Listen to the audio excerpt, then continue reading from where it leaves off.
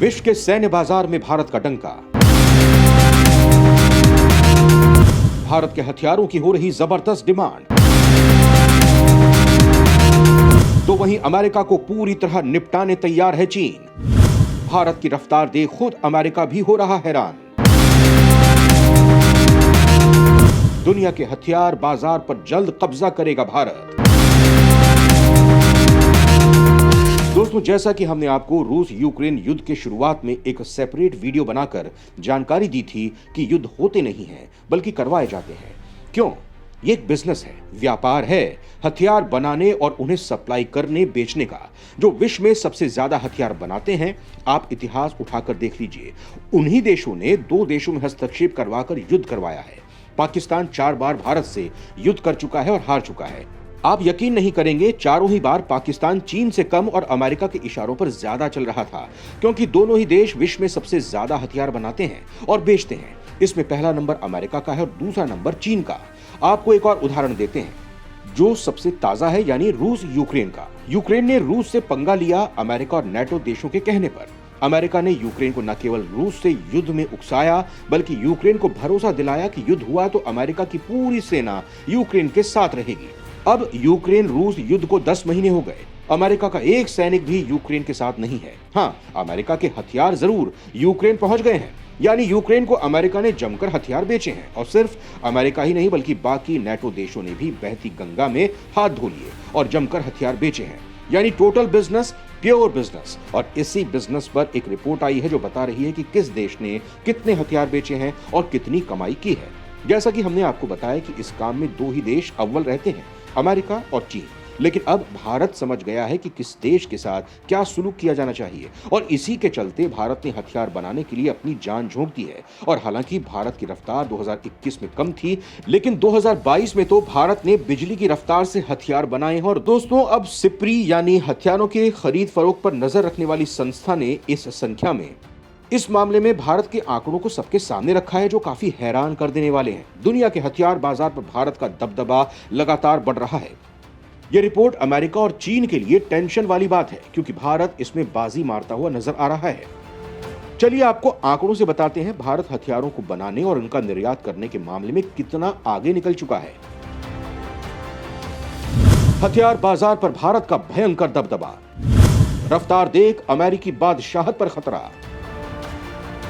दोस्तों, रूस यूक्रेन युद्ध के बीच हथियारों की खरीद और उनके निर्यात पर नजर रखने वाली दुनिया की बड़ी संस्था सिप्री ने 2021 को लेकर रिपोर्ट जारी कर दी है। साल 2021 में अमेरिका का महाविशालकाय रक्षा कंपनियों ने $299 अरब के हथियार बेचकर मैदान मार लिया है और पहले नंबर पर काबिज है, जैसा हमने आपको पहले ही ये बता दिया है। और दूसरे स्थान पर है चीन। पाकिस्तान से लेकर अफ्रीकी देशों तक को हथियार बेचकर चीन ने $109 अरब की कमाई की है। लेकिन इन दोनों ही देशों के लिए भारत नया उभरता हुआ खिलाड़ी है, जो लगातार ऊपर आ रहा है। दुनिया 100 सबसे बड़ी हथियार कंपनियों में भारत की हिंदुस्तान एरोनॉटिक्स लिमिटेड और BEL ने भी शानदार प्रदर्शन करते हुए अपनी रैंकिंग को सुधारने में सफलता हासिल की है।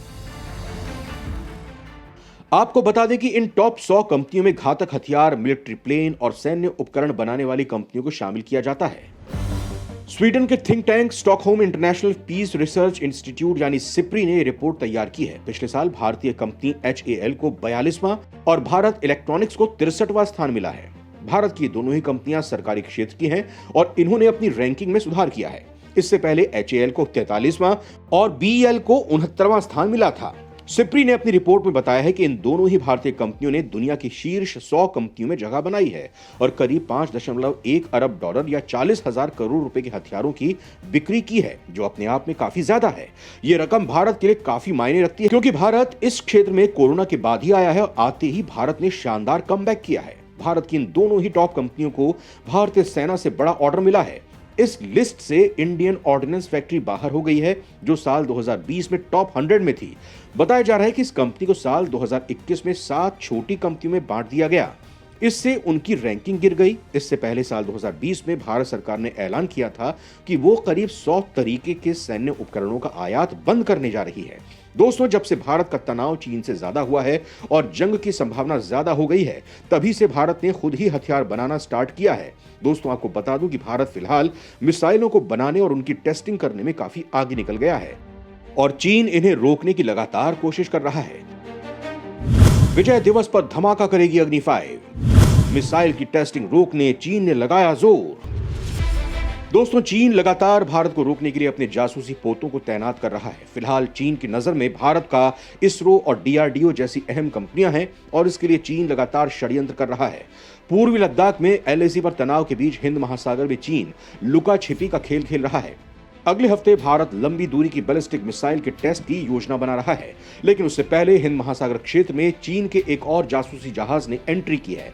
यह वही जहाज है जिसने अगस्त में श्रीलंका के हम्बनटोटा बंदरगाह पर डेरा डाला हुआ था, जिसके बाद नई दिल्ली और कोलंबो के बीच कूटनीतिक विवाद भी हुआ था। आपको बता दें कि 20,000 टन वजनी युआन वैंग 5 जासूसी उपकरणों से लैस है। उस पर विशाल एंटीना, एडवांस्ड सेंसर्स और इलेक्ट्रॉनिक उपकरण लगे हुए हैं, जिस पर करीब 400 क्रू मेंबर तैनात हैं। खास बात यह है कि चीन के इस जासूसी विमान ने हिंद महासागर में तब दस्तक दी है जब कुछ ही दिन पहले भारत ने प्रस्तावित मिसाइल परीक्षण को लेकर नोटम जारी किया था। उसके तहत बंगाल की खाड़ी के ऊपर 15 से 16 दिसंबर को मिसाइल टेस्ट की वजह से नो फ्लाई जोन की जानकारी दी थी। जानकारी मिली है कि भारत अपने सबसे घातक मिसाइल अग्नि 5 का परीक्षण करने वाला है। ये 5000 किलोमीटर से ज्यादा दूरी तक मार कर सकती है।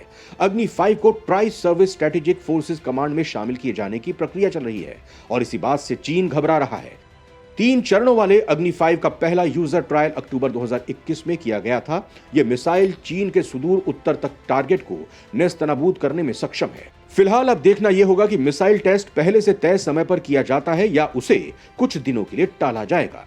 वैसे भी सभी देशों को फ्रीडम ऑफ नेविगेशन के तहत इंटरनेशनल वाटर में अपने जहाज को लाने ले जाने का अधिकार है। यही वजह है कि चीन के जासूसी जहाज के बार बार हिंद महासागर में मंडराने पर भारत आपत्ति भी नहीं जता सकता। चीन का जासूसी जहाज नियमित तौर पर हिंद महासागर में मंडरा रहा है। भारत के लिए सबसे बड़ी चिंता की बात यह है कि चीन भविष्य में श्रीलंका के हम्बनटोटा बंदरगाह का इस्तेमाल अपनी पनडुब्बियों और युद्ध पोतों के लिए नेवी बेस के तौर पर कर सकता है।